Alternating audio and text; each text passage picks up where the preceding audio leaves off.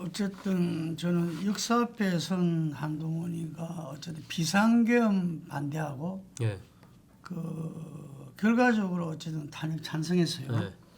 그렇기 때문에 그걸 가지고서 지금 이 탄핵 전국에서 자기 역할은 있다고 봅니다. 예. 있다. 왜냐하면 그거를 일관되게 했던 지금 그 범보수 세력의 정치 리더급의 사람이 없어요 지금. 예, 그렇기 때문에 있다. 두 번째,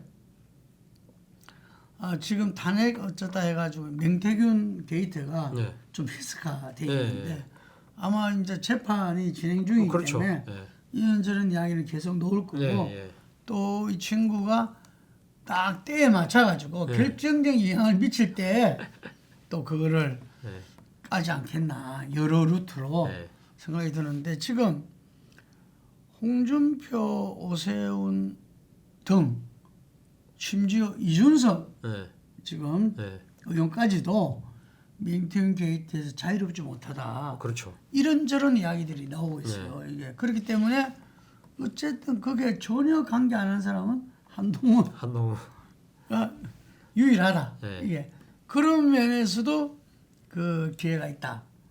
이런데 그러면 본인이 기본적으로 몇 가지를 해야 돼요. 제가 볼 때는 첫 번째, 그동안 윤석열 정권의 부역자였잖아요. 부역자. 그렇죠. 예. 윤석열 대통령에 의해서 몇 계단을 뛰어넘어가지고 법무부 장관. 네. 그 내에서도 아무도 생각 안 했다 그러더라고요. 그렇죠. 법무부 장관은 이거는 너무 시기상조고. 저도 서울중앙지검장 정도만 그렇죠. 생각해요. 검찰총장도 총장도 아니고. 총장도 과하다 생각해요. 네, 그랬는데 어쨌든 본인이 강력하게 네. 뭐 이야기를 하고 윤희야 뭐 장관을 누가 하든 간에 네. 자기 말 잘 듣는 네. 말하자면 푸들 사냥개가 필요했던 거니까 그렇게 한 것 같은데 어쨌든 부역자입니다. 예, 그러면은 계엄과 탄핵에만 그런 입장을 할 게 아니라 사실상 자기는 윤석열 그 2년 5개월간 부역자이기 때문에 그 부분에 대해서 분명하게 이야기를 해야 돼요. 네. 자기는 윤 정권의 부역자였다, 사냥개였다 네. 라고 자기 고백을 하고 그래도 국민들이 그 이후에 계엄과 탄핵에 그래도 보수에서 중심을 잡아준 사람으로 역할을 준다면은 해야 되는 거거든요. 그래서 먼저 이 고백을 해야 된다. 제가 볼 때는. 두 번째는 이건 어려운 문제죠.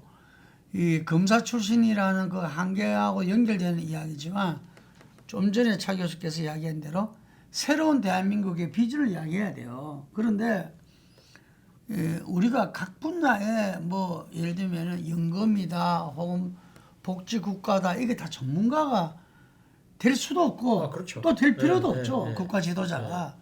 그럼 자기가 대한민국의 비전은 모두가 생각할 때 이 인정받는 분들한테 대해서 듣고 네. 그 부분을 정말 사심없이 나라의 미래의 어떤 발전 전략을 세울 수 있는 분들하고 세우면 돼요. 그게 시간이 그렇게 오래 걸리지는 않습니다. 그리고 그거를 겸손하게 그대로 이야기해야 되는 거고 말하자면 이거 뺏긴 겁니다. 현재 뺏긴 겁니다. 하지만 이 방향대로 열심히 공부하겠습니다. 네. 고백해야죠. 네. 그것도. 그러니까 금방 말한 기본적인 게 고백하지 않을 수 없는 그리고 국민적 양해를 얻을 수밖에 없는 것들이라면은 세 번째는 현재의 이 탄핵 정국에서 누구보다도 강렬하게 맞서서 나라를 지키고 보수를 지키기 위해서 맨 앞에서 투쟁해야 된다는 거죠. 예. 이걸 갖다가 방송에 뭐 몇 마디 멘트하고 이런저런 걸로 하려고 해서는 안 된다. 네. 이 부분은 자기는 맨 앞에 서서 예를 들면은 그때 오죽 답답해 생명 위협도 있었겠지만 그 비상계엄 해제할 때 본회의장 들어갔잖아요. 네. 그거 갖고 또 걸었더만요. 보니까 그렇죠. 이게 뭐 포고령 1호 위반으로 네, 걸었더라고. 네. 정치활동했다고. 그러니까 이 정말 법 좋아하는 사람들은 기가 막힙니다. 네. 12.3 비상경했다고 내란죄로 지금 이제 온갖 그 수사법 국민적 지탄을 받고 있는 이 차제에 그 잘못된 위헌 위법한 포력 잃어가지고 법을 걸었어요. 그 고발했죠. 그리고 그걸 안 냈다고 박주민 의원도 그러고 그것 때문에 알게 됐는데 그래서 한동훈 대표는 제가 말씀드린 대로 쉽지 않죠. 본인이 1월부터 나서겠다 하면 제가 말한 그 부분에 대한 정리를 하고 그리고 앞으로 그런 계획과 목표를 갖고 현재 자기는 어디에 목숨 바치겠다는 그런 걸 가지고 나오는지 그래서 제가 아까 말한 김종혁 최고 전 최고를 통해서 인터뷰 요청을 좀 해보려고 한번 해보세요. 그러니까 그 부분에 대한 입장을 제대로 정리하고 또 그 과정을 거치지 않으면은 지난번처럼 왔다 갔다요. 저는 왜 이 사람이 한한 체제를 동의했냐? 윤한테 쏘은 거예요. 그게 오랫동안 한 30년간 그 있다 보니까 설마가 사람 잡는다 또 설마인 거야. 니한테 다 줄게. 그냥 알아서 해라. 나는 그냥 뒷방덩이 내려 있고 탄핵하면 탄핵하고 가고 다 받아들일게. 바로 그 다음 날부터 뒤엎을 걸 갖다가 그걸 듣고 그 다음 날 탄핵 반대하고. 그러니까 자기도 생각할 때 아마 땅을 쳤을 거예요. 이게 그게 자기 한계인 거야 이게. 그러니까 아니 근데 그때 사실 제가 그때 그 폴리 칼럼에도 썼지만 본인이 법률가잖아요. 법적 근거가 아무도 없는 한한 체제를 그걸 받아들인다는 게 말이 됩니까? 그러니까 뭔가 이 권력에 대한 이 지금 뭐 헷가닥인 거죠. 그러니까 이 소위 말하는 법률가로서 봤을 때는 이것이 그러니까 한한 체제가 선출되지 않은 두 사람이 어떤 근거로 공동정권을 운영을 합니까? 제가 이런 말은 뭐 하는데 제가 선거 컨설팅을 했잖아요. 선거 때 법을 개무시하는 게 전부 법조인 출신입니다. 자기들은 법 위에 있다 생각해. 그러니까 그럴 때는 이제 좋은 말은 우리가 정치적으로 이런 표현을 쓰잖아요. 정치적으로 풀어나갈 수 있다고 생각한 거예요. 그게 바로 위헌 논쟁으로 치받을 줄은 몰랐던 거예요. 그러니까 그런 걸 보면 아직 한동훈 대표의 이 정치적 역량이 한참 멀었다는 거예요. 자 그리고 우리가 이제 이 부분 짚으면서 두 사람은 한번 그래도 짚어봐야 됩니다.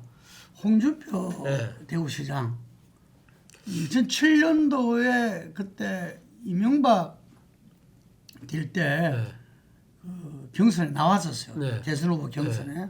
그리고 지난번 2017년도에 나와서 후보가 돼서 자유한국당 후보를 했고 윤석열 대통령이 될 때 그때 경선에 나와서 경선에서 치열하게 붙었었고 민심에서 이겼지만 당심에서 지는 바람에 그죠. 그러니까 본인이 거기에 대해서 이거는 이혼이 남을 수밖에 없죠. 그래서 대구시장으로 하방해서 다시 돌아오겠다. 저한테도 그렇게 이야기했어요. 그럼 이번에 나오면 이제 네 번째입니다. 네 번째죠. 그 네 번째라니까 DJ가 사건 대선 사주생이거든요. 삼전 사기 신화죠. 그래서 네 번 하면 되나? 이게 이런 생각도 들 수도 있다 본인이. 근데 지금 보면은 어떻게 보십니까? 저는 사실 그 탄핵이 두 번째 12월 14일 날 탄핵이 각인된 바로 그날 밤에 뭐 그러니까 지금 TV에 나가서 끝나고 난 뒤에 바로 앉아 그 뒤에 펼칠 전국에 대한 이야기를 하면서 홍준표 대구시장에 대한 질문을 하더라고요. 그래서 저는 홍준표 대구시장은 제한적 그러니까 이 정치 운신의 폭이 제한적일 수밖에 없다 하면서 세 가지 이유를 들었거든요. 첫 번째는 올드보이다. 아까 말씀하신 것처럼 삼전 사기의 신화라는 것 자체는 DJ 같은 경우는 민주화의 지난한 시기를 거쳐오면서 했던 그런 나름대로 레거시 또 스토리 텔링이 되는 그런 사연을 갖고 있었기 때문에 그게 가능하지만 사람들이 홍준표 대구시장이 네 번째 도전한다는 것 자체가 올드보이로 볼 가능성이 높다. 두 번째는 명태균 리스트. 명태균 리스트 본인은 아니라고 하지만 이 관련된 증거들이 계속적으로 지금 나오고 있는 상황이라고 한다면 이것이 결정의 순간에 발목을 잡을 수 있다. 세 번째가 뭐였냐면요. 세 번째가 뭐였더라? 세 번째가 그거였죠. 갑자기 세 번째 생각이 안 나네. 갑자기 갑자기 올드보이 세 번째는 이제 중도 사태에 대한 부담. 그러니까 이 조기 대선이 될 경우에는 한 1년 넘게 이 대구시장을 공백으로 둬야 되는 그런 상황이 생기잖아요. 그런 부분들에 대해서 그러니까 대구 시민들에 대한 뭐랄까요? 그러니까 지금 이게 지방자치단체장으로서의 자신의 정치적인 책임을 다하지 못하는 그런 부분들도 있었지만 사실 제가 이야기하고 싶은 부분은 그나 자제했어요. 말을 자제했는데 사실 저는 결정적인 이유는 이 앞에 있던 세 가지가 중요한 게 아니라 저는 정말 홍준표 시장이 대구시장 재임하면서 보여주고 있는 이 정치 행태가 문제라는 거예요. 지금 기억하시겠지만 지난주에 대구에서 무슨 일이 있었습니까? 동대구역 앞에 박정희 동상을 어마어마하게 세워가지고 거기 지금 맨날 싸우고 있잖아요. 박정희 대통령 동상이 아마 대구를 비롯해서 지금 TK에는 꽤 여러 개가 있습니다. 근데 그 땅도 사실은 이 대구 땅도 대구시 땅도 아닌데 국유지예요. 그래서 지금 철도공사하고도 좀 문제가 있다고 그럽니다. 자, 어쨌든 그런 식으로 하니까 시민들이 그러니까 이 지금 공론화돼 가지고 공감이 오이지지 않은 상태에서 나는 내가 TK의 본산이야. 그렇기 때문에 TK 본산을 대표할 수 있는 정치인은 박정희니까 그냥 동상 만들어. 그냥 밀어붙이는 겁니다. 밀어붙이는 거죠. 이게 소위 말하는 독재 아닌가요? 저는 윤석열의 이번 12.3 비상계엄도 상당히 독재적인 요소가 있다고 보지만 홍준표 대구시장이 대구시장 재임 동안 보여줬던 행태 자체, 사실 그 이전에 경남도의사 할 때도 보여줬던 행태 자체가 상당히 독재적인 이 요소를 갖고 있다는 거예요. 소위 말하는 제왕적 대통령제하고 결합이 되면 저는 사실 이 홍준표 대통령을 제어할 수 있는 과연 제도적 장치가 우리가 지금 헌법적으로 문제가 있다는 게 이제 드러났지 않습니까? 여기다가 기질적으로는 아마 역대 타협이 될 수도 있다. 그런 측면에서 본다고 한다면 상당히 그러니까 그 전에 경남도의사 할 때도 상당히 그때 진주 어려운 그냥 문 닫아버리고 그리고 그때 항의하는 도의 의원들을 개는 지지라 귀찮은 간다는 식의 어법을 쓴다든지 그런 부분들이 대통령이 됐을 때 이런 사회적 갈등들이 크게 만들어졌을 때 그걸 귀담아 듣겠느냐? 저는 이런 부분들에 대해서 유권자들이 심각하게 고민해서 저는 만약에 표를 행사한다고 한다면 아무리 확장성을 갖고 있다 하더라도 그건 차단될 수밖에 없다는 생각이에요. 근데 저도 홍 수장이 좋은 말 했어요. 지금 윤 사태라든지 이런 것들이 그 국민이 그래서 이렇게 이 선출된 권력자가 국민에 의해서 선출된 권력자가 권력 남용을 해서 권력을 오바를 사용해서 벌어졌다 이렇게 이제 표현하는데 차 교수님 본인도 본인은 진단은 그렇게 앞에서 하는데 대구시장 경남도지사 아시잖아요. 보시면서 와 저런 분이 대통령되면 어찌할까 이런 생각 저는 진짜 여러 번 해봤거든요. 지금 대구시에 가서 대구시의 비판적인 언론들 하고 지금 윤석열과 MBC 지금 서울 MBC하고 이상으로 지금 붙고 있거든요. 이런 상황이 아마 서울에 오면 더 커지지 않을까요? 지난 대선 때 네. 2017년 대선 때 여론조사 기관에서 수치가 낮게 나온다고 네. 여론권 조사 기관 몇 군데는 문 닫아야 된다.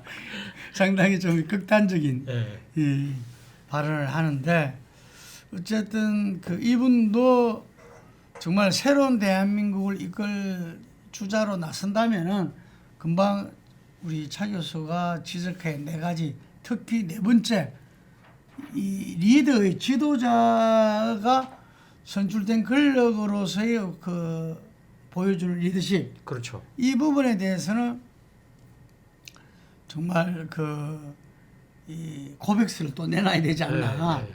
그 정치인들도 실수도 할 수 있고 잘못도 할 수 있잖아요. 근데 그거를 뭉개지 말고 그 부분에 대해서 자기 고백을 하고 반성을 하고 나간다면은 또 다른 계기가 될 수 있잖아요. 그래서 저는 그 부분이 꼭 필요하다 이런 생각을 합니다.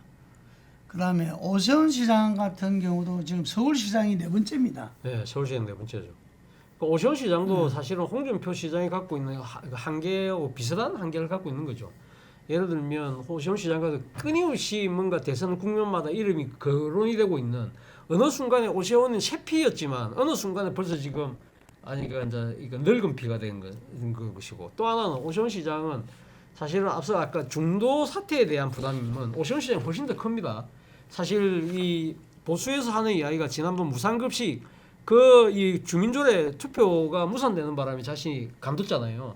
재선하고 임기 중에 간두는 바람에 10년 동안 서울시가 완전히 민주당 쪽에 넘어갔던 그런 부분들에 대해서 지금도 이걸 따지는 사람들이 꽤 많거든요. 그런데 이런 상황에서 대선 국민이 왔다고 해서 또 중도 사퇴하고 나가는 부담이 정말 크다. 근데 또 하나의 문제는 오세훈 시장은 사람이 좋다는 거는 뭐 많은 사람들이 인식은 하는데 이렇게 홍준표 시장만 하더라도 코카콜라 이 그 유튜브 할 때도 이 젊은 친구들이 팬덤이 있었는데 오세훈은 그렇게 강력한 팬덤은 안 보인다는 거예요. 그래서 이 뜨거운 지지층이 없는 상황에서 뭔가 이렇게 이 불씨를 만들어 나갈 그게 있어야 되는데 그게 보이지 않는다. 이런 뜨뜻미지근한 이런 상황에서 뭐를 만들 수 있을까? 한동훈만 하더라도 이번에 그 사퇴할 때 이 국회에 찾아왔던 한동훈 팬덤들이 뭐 위더훈인가요?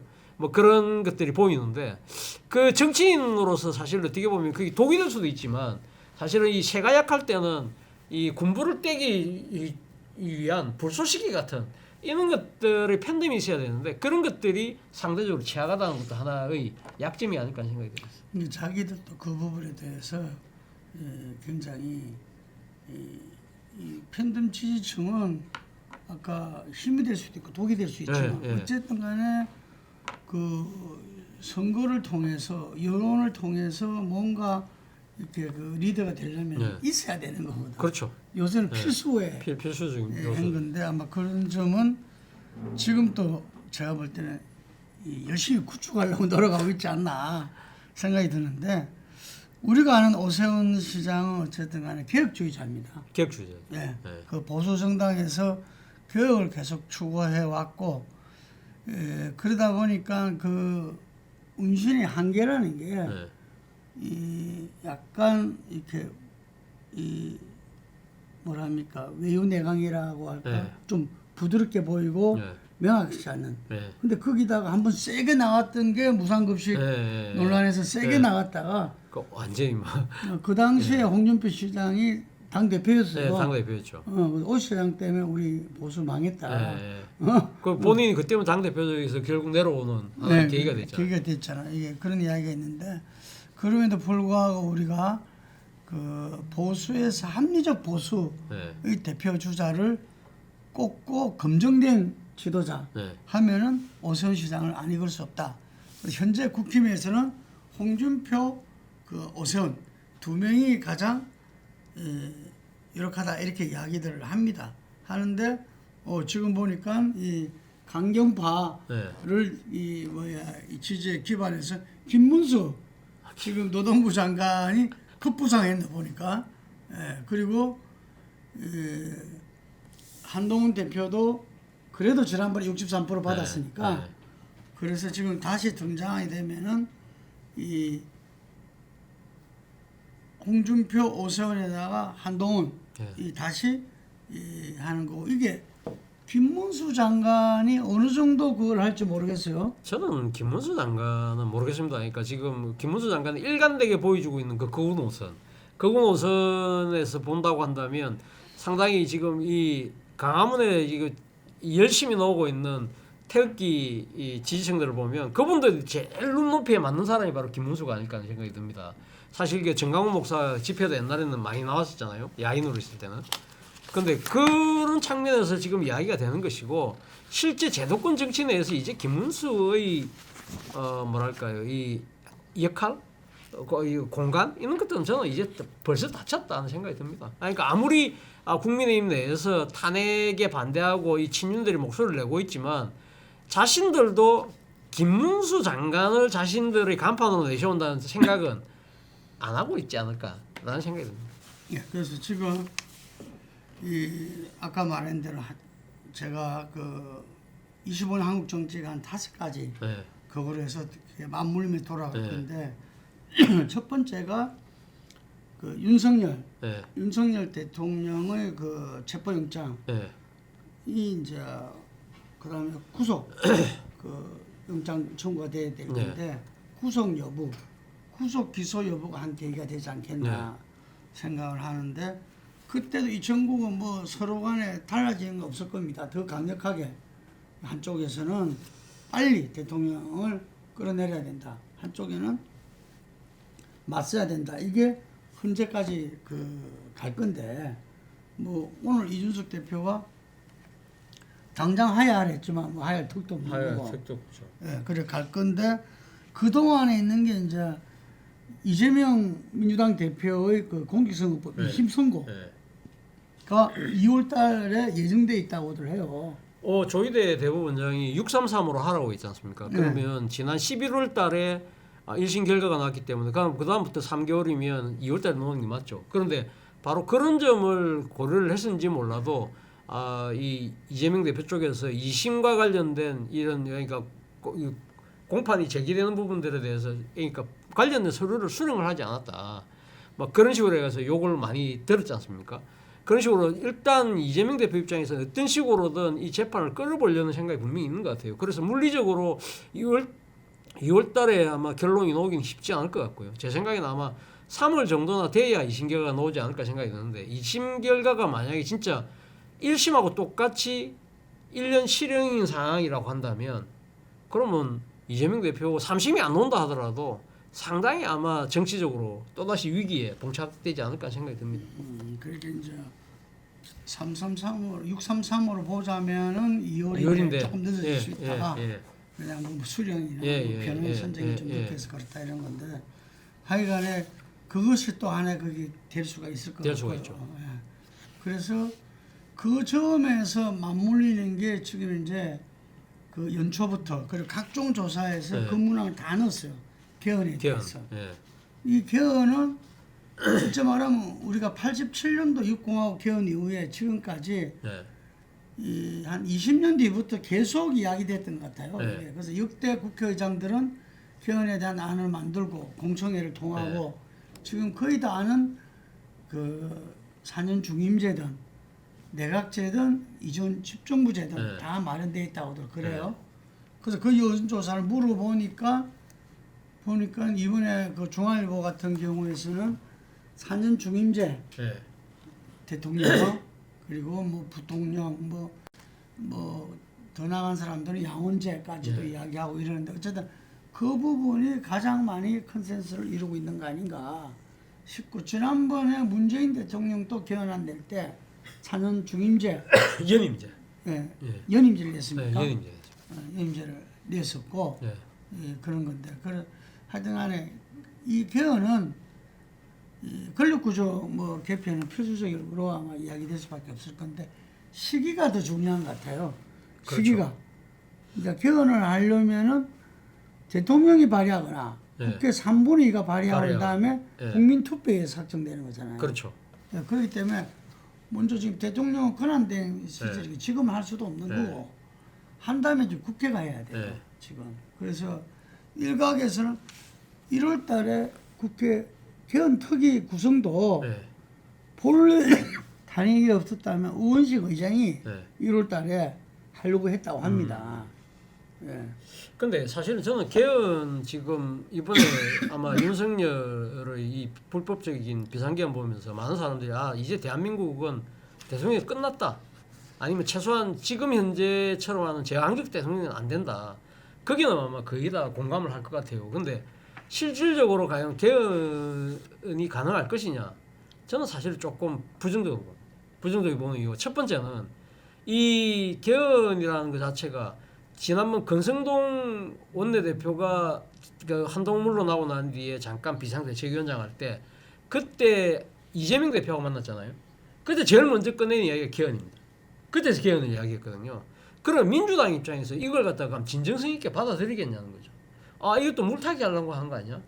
그리고 그렇기 때문에 민주당이 정말 그러니까 국민의힘이 이 개헌을 이야기를 하려고 하면은 사실은 지금 윤 대통령 그러니까 윤석열에 대한 탄핵 심판이 어떻게 될지 아직 우리는 뭐 거의 90% 이상은 인용이 될 거라고 보지만 이게 언제 결정이 나올지 모르잖아요.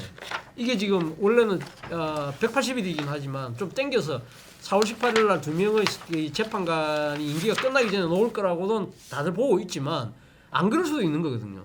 그렇기 때문에 이 탄핵 심판이 어떻게 결론 날지도 모르는 상태에서 진짜 뭐 10% 내지는 1%의 그 확률로 윤이 다시 살아날 수도 있는 상황이 예정돼 있다고 한다면 개헌을 논의할 수가 없는 거죠.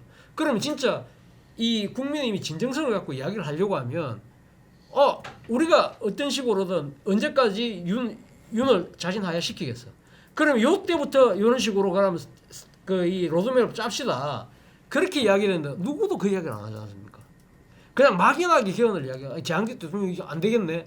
이런 이야기를 하기 때문에 민주당에서는 동의할 수가 없는 거죠. 그리고 또 두 번째, 이 조기 대선이 될 경우에는 이 이재명 대표 같은 경우는 내가 이제 권력을 잡을 가능성이 거의 99%인데 이 상황에서 지금 나의 임기를 단축시키고 나의 권한을 축소시키는데 흔쾌히 동의할 수가 없다는 거죠. 이런 부분들에서 이재명 대표의 초심을 이야기하는 사람도 분명히 있습니다. 지난번 그 대통령 선거 때 임기 1년 단축을 이야기했잖아요. 근데 이번에는 만약에 그때 당시의 논리를 적용을 한다면 2028년 총선하고 맞추는 거거든요. 2028년 총선하고 맞추면 2년을 줄여야 돼요. 그런 걸 감내할 수 있을까요? 그걸 우리가 이재명 대표에게 그걸 요구할 수 있을까요? 아마 민주당 내에서는 요구할 수 있는 사람 아무도 없을 거라고. 진짜 이재명 대표가 통 크게 결단하지 않는 이상 그게 안 된다는 거죠. 그렇기 때문에 이 개헌이라는 것 자체가 쉽지 않다. 일단 기본적으로는 쉽지 않다는 말씀을 먼저 드리겠습니다. 저는 이제 아까 말한 대로 이 개헌론이 우리 헌정사의 수군 사업으로 수군 사업이죠. 이야기되는 부분 하나 하고 네. 그 다음에 이 탄핵 정국에서 이야기되는 특수성이 있어요. 네. 그게 이제 양쪽인데 네. 아까 말한 대로 국힘에서는 네. 물타기 혹은 자기들의 이 국면 타개용으로 그렇죠. 개헌을 네. 대선을 이대로 가면은 무조건 지니까. 무조건 치니까 판을 흔들어야 된다. 네. 그래서 판을 바꾸자. 네. 혹은 지금은 물타기 네. 속에서 개헌을 이야기했다고 봅니다. 그걸 부인하지도 않아요. 네. 그런데 그 측면이 있고, 그런데 그게 아니라 네. 헌재가 지금 그나마 6명에서 8명 됐는데 네. 거기에도 지금 언론에서 분석해 놓은 거 보면은 진보가 3, 보수가 5 서로 분류를 하고 네. 있거든요. 네. 여기에서는 무조건 6명 이상이 여섯 명이 찬성해요. 찬성을 해야 돼. 그러니까 그게 만만치 않은 거죠. 그래서 그랬을 때 이게 4월 18일 되면 또 그나마 진보 둘이 또 네. 그만두게 네, 되는 그만두죠. 거라고 이게. 그럼 그나마 지금 이거는 추경호 원내대표가 합의를 해가지고 네. 헌법재판에 진행된 건데 그렇죠. 그때는 아예 합의 안 할 수도 있거든. 네. 그 4월 18일 이후에는 탄핵 헌재에서 탄핵 그 의결은 불가능하다 이렇게. 불가능할 수 있죠. 그러면 그 전에 하든지 안 네. 그러면 이거 안 되는 거예요. 네. 이게. 그래서 그 전으로 생각을 활짝 쉬면은 이재명 재판과도 맞물리지만 최대한 지금 지연 작전을 쓰고 있는 거거든. 최대한 진행자. 윤석열은. 네. 예, 그러다 보니까 사람들이 전부 다 전에는 제2비상계엄 가지고 걱정했는데 지금은 지연 작전 온갖 재판에서 벅구라지게 볼 형태는 다 보이고 있으니까 헌재에서 이것이 대통령 탄핵이 결정이 안 될 수도 있다. 네. 이런 불안감 속에서 나온 게 그 네. 측면에서 나온 게 개헌이 나온 거야. 네. 왜냐하면은 이 개헌을 부추겨서 네. 현직 대통령 임기는 오늘까지다. 그 통과되는. 네. 그래서 이것을 예를 들면은 첫 번째 국민의힘에서 무언가 정치적 타결을 위해서 하는 측면도 활용하고 우리는 목적은 어쨌든 간에 대통령을 하루라도 빨리 하야시키는 탄핵 우리 그 직책에서 끌어내리는 것을 목표를 했을 때 그걸 현재 권력 구조는 대체로 지금 권성동 대표 보니까 내각제 비슷한 이야기도 하고 하던데 그건 자기들 지지층에서도 안 나와요. 그렇죠. 지지가. 그렇기 때문에 국민들이 지금은 이제 4년 아까 연임제를 이야기했는데 보통 중임제로 중임제 하죠. 중임제 대통령으로 하는데 그 선상에서의 어떤 개헌 부분을 이거야말로 고도의 정치력이 발휘돼야 되는 겁니다. 이거를 그렇게 하려고 하면 여야가 신뢰가 협상을 하는 당사자들에게 신뢰가 생겨야 되는데 지금 신뢰가 제로지 않습니까? 그래서 나는 그 계기가 네. 윤석열 대통령 구속 이후에 구속 이후에 자기들 행보는 가겠지만 네. 어쨌든 내란죄로 체포영장도 체포영장이면 구속되고 기소됐을 때 네. 그 내용들이 또 다 나오잖아요. 네. 이게 나왔을 때는 이건 내란죄로 빼도 박도 못한다. 라고 했을 때는 그 헌법재판소 재판관들이 자유롭지 못할 수 있잖아요. 자유롭지 못하죠. 그러면 자기들은 이제는 옮겨야 될 때다. 네. 이제 다음 네. 단계의 어떤 그걸 옮겨야 될 때다. 해가지고 거기서 아까 최영도 의원도 뭐 그런 발언을 했다는데 네. 네. 85명 중에서도 상당히 있을 겁니다. 저는 적잖이 있을 거라고. 있을 겁니다. 그러면 그분들이 이대로 그냥 탄핵에서 의결되고 조기 대선 가서 그냥 그대로 그냥 이재명 대통령으로 가는 길을 택할 거냐, 아니면 무언가라도 판을 바꿀 수 있는 그런 부분을 할 거냐 부분에서 나는 그 세력들이 이전에는 이제 반기문이라는 네. 박근혜 때는 대안이 있었죠. 대안을 통해서 하려는데 거기 오자마자 네. 하차되는 네, 바람에 네, 망가졌는데 네. 그래서 그걸 모색하는 과정에서 현재 이재명 대통령과 민주당 주류에서는 원치 않죠. 네. 이거는 탄핵으로 가고 네. 그 다음에 이 조기 대선으로 가서 다음에 대통령이 된 다음에 네. 개헌 문제는 네. 차후의 문제다. 네. 이런 거죠. 그리고 지금은 뭐 개헌 일단 윤석열이가 구속 기소된 다음에 이런 상황이 좀 바뀔 수 있다는 이야기죠. 그분들은 계속 고우지만 우리는 탄핵이 헌재에서 될지 안 될지 불안하다. 네. 더 확실한 방법을 해야 되고 수군 사업도 해결해야 되는 거 아니냐. 예. 이런 요구들이 이제 지금 이제 군부를 떼고 있잖아요. 네. 이런 요구들이 이제 본격화되는 시점에 저는 이 양쪽의 네. 이해가 맞아 떨어지면서 그리고 지금 현재는 이재명 대통령이 경선에서라든지 본선에서 뭐 뒤바뀔 우려는 안 하잖아요. 재판 말고는. 그렇죠. 그랬을 때는 본인도 흔쾌히 받을 수 있다. 7공화국을 여는 대통령이라는 게 그 역량은 다른 거거든요. 이게. 그래서 그런 부분들에 대해서는 이것이 뭐 다들 현실적 가능성은 낮다고 하지만 네. 저는 그런 계기와 상황 속에서 그런 부분들이 이루어진다면은 또 지금 이제 이것이 수군 사업이고 탄핵을 확실하게 할 수 있는 방안으로 지금 여러 군데서 이야기되고 있어요. 예. 그럼 그 가능성도 있다 이래 보는 거죠. 근데 오늘 이제 한겨레 신문도 이제 뭐라고 이야기하냐면 예를 들면 지금 이 이야기를 하는 게 보수 언론과 국민의힘 사이드에서 그리고 또 이제 이 소위 말하는 비명계에서 이런 이야기를 한다. 그래서 약간 정치적 음모론으로 이렇게 바라보는 시각을 분명히 또 드러내더라고요 보니까. 그래서 민주당의 주류인 뭐 이재명 대표와 그 주위에 있는 측근들 같은 경우는 아직까지 입도 뻥끗 안 하고 사실 그동안에 계속적으로 개헌 이야기했던 박지원 의원 같은 경우도 지금은 탄핵에 집중해야 된다는 식으로 발을 빼는 상황인데, 그러니까 문제는 이겁니다. 그러니까 저는 뭐 개헌이라는 이 지금 대의에 대해서는 아마 국민의힘, 민주당도 다수가 찬성할 수밖에 없는데, 문제는 지금 이 윤석열에 대한 탄핵 자체가 지금 불분명한 상황. 아까 물론 구속되고 나면 또 상황이 좀 바뀔 수는 있지만 그런 상황. 그리고 또 하나는 개헌을 언제 할 것이냐. 개헌을 그러니까 예를 들면 지난번 87년에 6월 29일 날 그러니까 전두환이 한국 가면서 6.29 선언이 됐지 않습니까? 그리고 나서 제가 알기로 한 3개월 만에 개헌이 됐거든요. 그리고 12월 달에 대통령 선거를 했단 말입니다. 그러니까 7월 초에 개헌특위 만들어져가지고 한 10월 그러니까 12일쯤 이제 국회를 통과하고 그래서 10월 20 며칠경인가 그러니까, 국민투표로 확정됐어요. 그러니까 한 3개월 만에 개헌 작업이 확 됐는데 그때는 우리가 60항쟁을 통해서 우리 딱 하나 이야기던 직선제이기 때문에 막 그러니까 국민적 공감이 확 모여졌는데 이번 같은 경우는 개헌 시기, 개헌의 내용 이런 부분들이 따져야 될 부분이 너무 많기 때문에 근데 결국은 저는 키를 쥐고 있는 사람이 이재명 대표라고 생각해요. 이재명 대표가 사실은 총대를 메고 하면 이건 급무사를 탈 수 있는데 이재명 대표가 과연 이걸 할 수 있을 것인가? 그리고 한다면 그러니까 새로운 조기 대선 전에 할 것이냐? 아니면 조기 대선 후에 그러면 공약을 내걸고 집권하고 난 뒤에 할 것이냐? 이것도 사실은 또 변수거든요. 그래서 개헌 시기가 네. 이렇게 나눠집니다.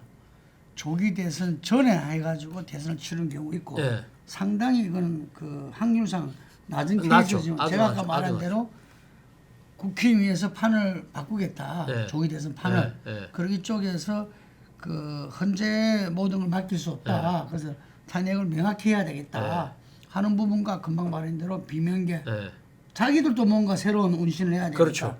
이 이해관계가 맞아떨어지면서 윤구속 기소라는 네. 국면 전환을 통해서 네. 그걸 하는 게 그래서 그 일시기가 대선 전에 하는 거고 이 시기는 우리 성현선 본부장 이야기하는 건데 네. 조기 대선 시기와 이 개헌안의 국민 투표를 같이 하자. 같이 한다. 같이 해서 대통령을 뽑고 네. 그 대통령의 어떤 그 공화국은 네. 이 국민 투표로 인한 요것과 같이 하자 이런 건데 그거는 이제 지금 본인의 아이디어 차원이고 만인은 대선 전에 하느냐 금방 말한 대로 대선 후에 하느냐 그 후에 이제 대통령들이 후보들이 공약으로 내걸고 그다음 당선된 대통령이 개헌을 다 초기해야 된다고 그러잖아요. 대선 초기에 그렇게 이제 시기의 문제는 있는데 실제는 그 주체의 문제가 중요하죠. 그렇죠. 금방 이야기한 대로 그 지난 6공화국 개헌은 국민들이 6월 항쟁 속에서 직선제 개헌을 요구했기 때문에 당연히 개헌하는 것은 기본이었고 네. 기본이었고 그것도 직선제 개헌을 중심으로 대통령을 직선제로 바꾸는 걸 네. 중심으로 해서 네. 이루어진 거다 보니까 많이 반영이 제대로 안 된 부분들이 많아요. 네. 그래서 사회개혁 이런 부분들은 그 다음에 이어서 했어야 되는데 하나도 못한 거죠. 그렇죠. 근데 지금 현재는 이 바뀔 안에 대해서 정리는 다 돼 있어요. 선택의 문제는 네. 있는데 주체는 제가 볼 때 이번에도 역시 그 국민이 그 중심에서 움직여야 되고 아직까지 국민들이 개헌을 요구하지 않거든요. 네. 예, 그렇기 때문에 이것이 이후에 저는 그 지난번에 촛불 시민혁명으로 박근혜 탄핵을 이루고 문재인 정부를 만들었는데 그 다음에 뭐가 됐냐 이런 문제 제기도 많거든요. 그렇기 때문에 지금도 윤석열 대통령 끌어내리고 그러면은 그 이재명 대통령 만들었는데 그럼 거기에서 모든 변화를 담보할 수 있을 것이냐 신뢰할 수 있을 것이냐 이것도 모른다는 이야기죠.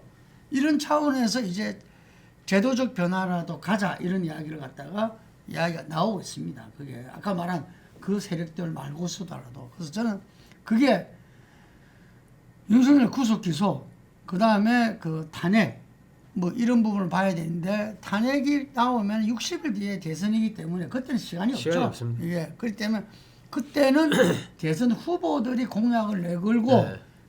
당선된 대통령이 그 개헌을 해나갈 수밖에 없는 거고 그때까지 간다면 그래서 시간이라는 게 제가 볼 때 1, 2월이요. 1, 2월 그 전에 한다면은 1, 2월 달에 그 개헌 특위와 그리고 개헌안 마련이 되면고 그 다음 일을 과정이 나가야 그 다음 대선을 그래 치를 수 있는 거거든요. 그래서 그게 시발 시점이 윤석열이 구속 기소라고 봐요.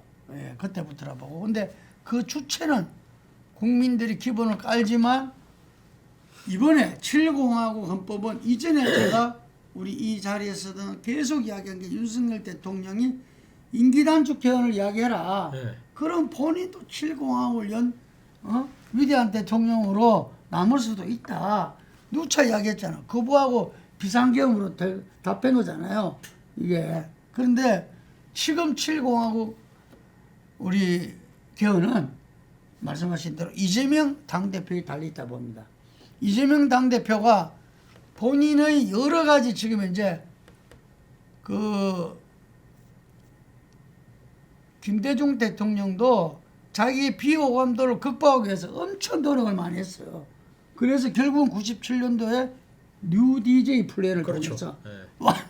자기 척건들 기존 척건들 다 없애고 다 딜로 물러쓰고 젊은 그때 젊은 친구 중에서 한 명이 김민석이죠. 지금 수석 최고고 뭐 천정배 장관이나 이런 분들이 그때 추미애도 그때 다 있고 있어요. 천신정. 예, 그렇게 해가지고 이제 새로운 대한민국을 꾸려 나가겠다는 걸 보여주고 정책 노선도 그렇고 아주 여러 가지 변화를 가져왔거든요. 그래서 저는 이재명 당대표도 뉴 재명 노선이 필요하다. 이게 그래서 그 부분에서 가지고 요즘 그래서 한간에는 네. 이재명 당대표의 대선 불출마 선언도 필요한 거 아니냐. 그러면 저 사람들이 이제는 저것들을 결집해서 거리가 없어진다라고 이야기를 하는 거예요. 그런데 저는 그것보다도 더 발전적인 거는 7공화국 개헌을 이재명 대표가 열어라. 그러면은 정말 본인이 사익이 아니라 공화국의 운명을 건 변화를, 대한민국 운명을 건 변화를 본인이 주도해 나가겠다. 함께 나가겠다. 그러면 저는 그 새로운 판에서 얼마든지 자기가 붙겠습니다. 라는 것도 될 수 있으니까 이 자리에서 한번 간곡하게 요청을 해봅니다. 예. 이제는 윤 대통령은 국가 대통령 지도자로서는 끝났습니다. 이미 끝났고 빨리 그것을 끝내는 것이 집중한다는 것은 100번 1000번 지당한 말씀이고 그렇게 가야 된다고 봅니다. 저도 지금 이만큼 불안한 상황이 계속될 줄은 몰랐어요. 이게.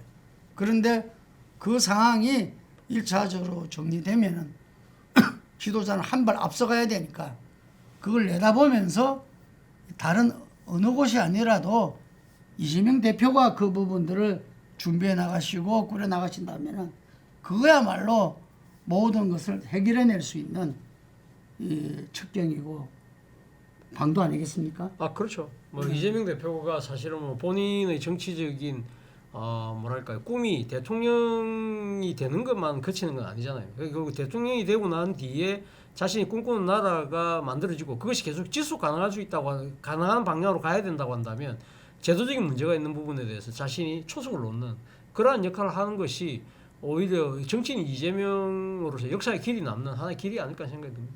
제가 경기도지사 할 때 인터뷰를 했어요. 그 대한민국의 대통령으로서 어떤 컨셉을 갖고 있느냐 물었을 때 그랬습니다. 억강부약, 기득권자를 이렇게 누르고 약한 자를 갖다가 이렇게 이 힘있게 만들어내는 그런 억강부역의 대동세상을 말했어요.